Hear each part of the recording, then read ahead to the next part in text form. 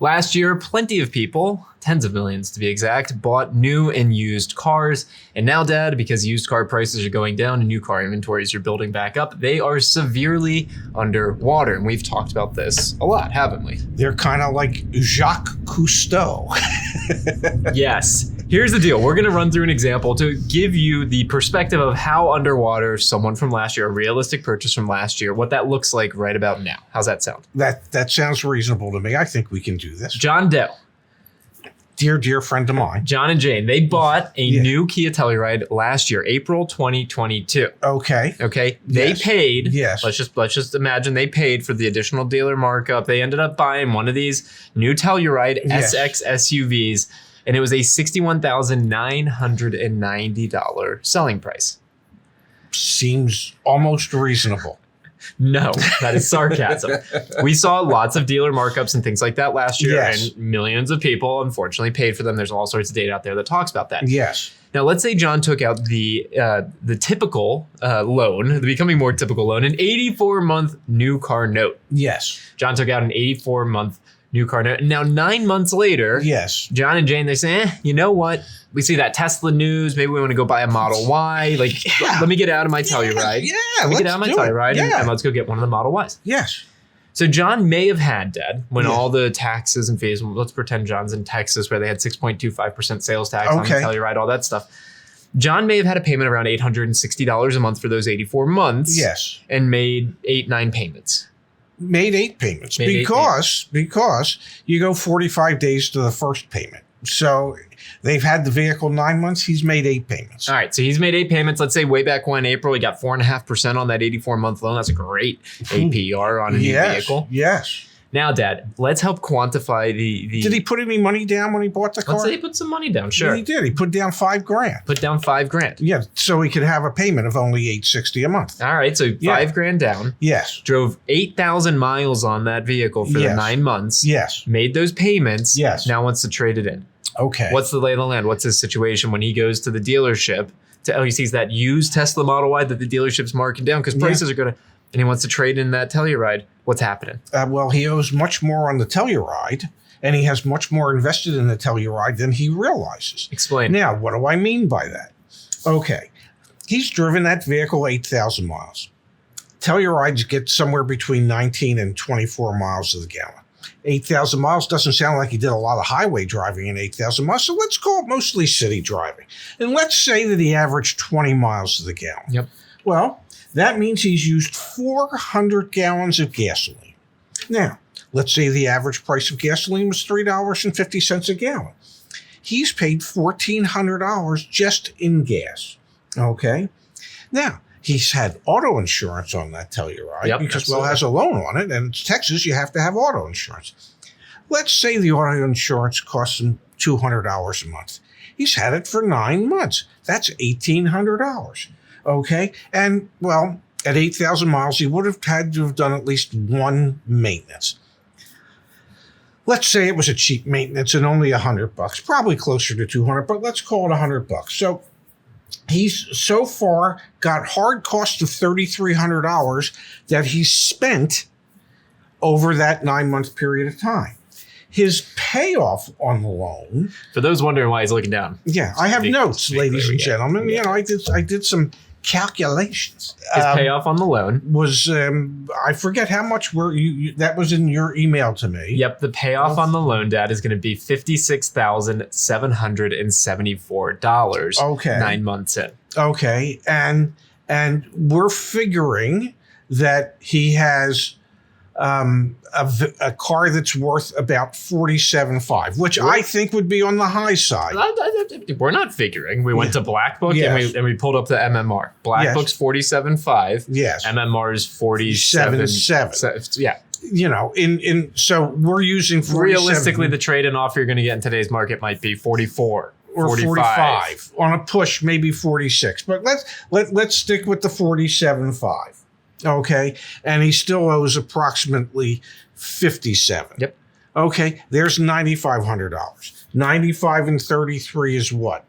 12,800. Woo. Okay, I think now everybody thinks, okay, So he's got $12,800, and he's the proud owner of $9,500 worth of negative equity.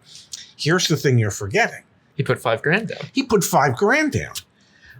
He's got 17.8 tied up in this vehicle in hard cash that he's invested to drive that vehicle for 9 months. $2,000 a month. So the payment, to be clear, the monthly payment was $860. Yes. The monthly cost was $2,000 with the depreciation, the cash down, and his cost of auto insurance, maintenance, and gas. It was literally costing him $2,000 a month to drive that Telluride.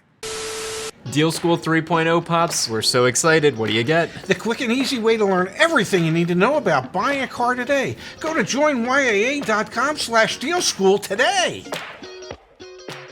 Now he's going to try and take that $10,000, almost $10,000 of negative equity, and roll that into a Tesla that even if he buys it at a lower price today, he's got to add $10,000 of negative on top of it. He's going to be buried even worse going forward. I think it's called Scuba. It was self-contained underwater breathing apparatus. That was good. Okay, that's what he needs. That's what Mr. and Mrs. Doe need. So if you're wondering what to get Mr. and Mrs. Doe for their anniversary this year, a pair of scuba tanks. Okay, so obviously, yes, there were. We looked at the data recently.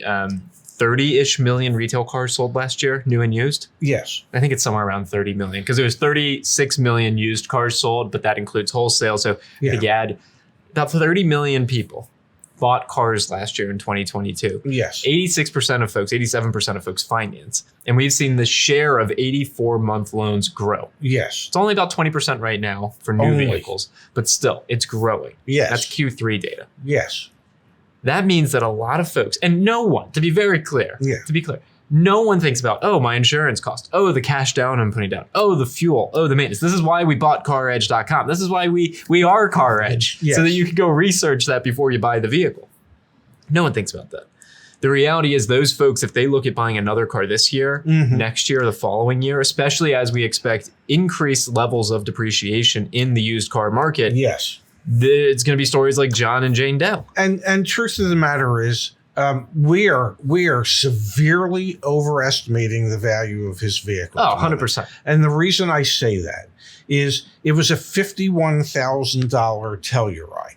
Okay, it's and with wholesale values depreciating as quickly as they have been. It was 22.7 or 22.9% for trucks and SUVs last year, according to Black Book, which is much faster than normal.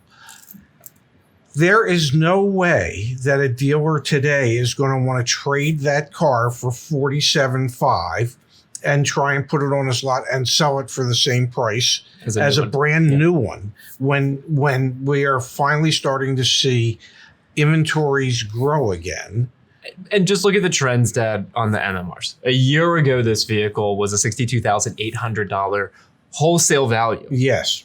At the auctions. Yes. Then 6 months ago, it was $56,000 or trade-in value, I should say. These are trade-in values. $56,100 6 months ago, $49,000 30 days ago. Today, $47,700 on MMR. Yes. It's just going down as it should be. So you're 100% right. We're in this example maybe giving $2,000-$3,000 extra back to John and Jane, when in reality, that's just more negative equity that they're carrying over. Yes. So hopefully this has illustrated to you where the money goes and why we're very nervous, to be honest, over the next couple of years, the ripple effects of these people. The best thing that they could do, to be clear, we should hit that, is just drive the thing until the wheels fall off. That's 100% the best thing they could do. They don't move out of the car. Don't just drive it until the wheels fall off. And truth of the matter is the depreciation is only going to accelerate over the next year or so. So they'll be even more underwater. Yeah, but a decade from now, they'll have equity. They'll have value. They'll have something a little bit that's still worth something. Yeah. Yes. But yeah, these are the hard costs that you have to look at if you suddenly say to yourself, "Oh, I think I want too, and then go, yeah, but what has it cost me to get to this point? And it gets rather expensive.